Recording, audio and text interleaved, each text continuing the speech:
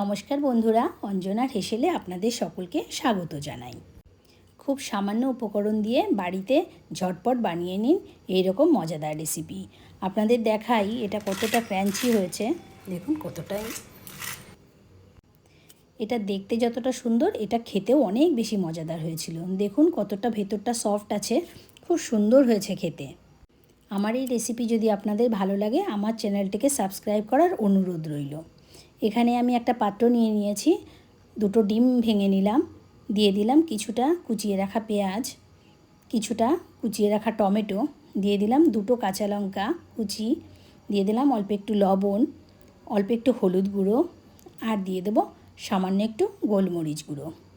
এবার এগুলোকে সব একসাথে খুব ভালোভাবে ফেটিয়ে রাখবো।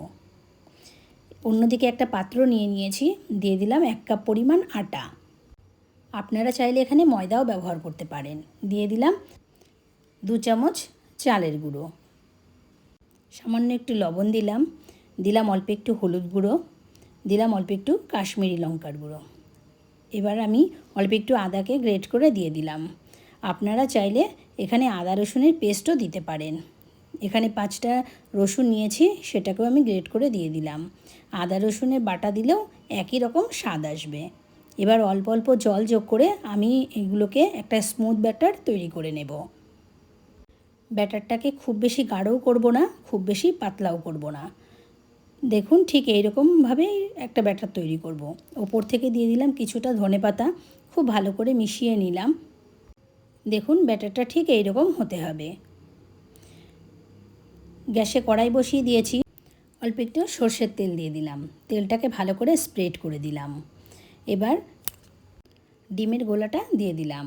এই সময় গ্যাসের ফ্লেম একদম মিডিয়াম টু লোতে রাখতে হবে, একটু সময় নিয়ে এটাকে ভাজতে হবে। দেখুন ঠিক এই অবস্থাতেই আমি 2 পাশ একটু হালকা করে মুড়ে নেব।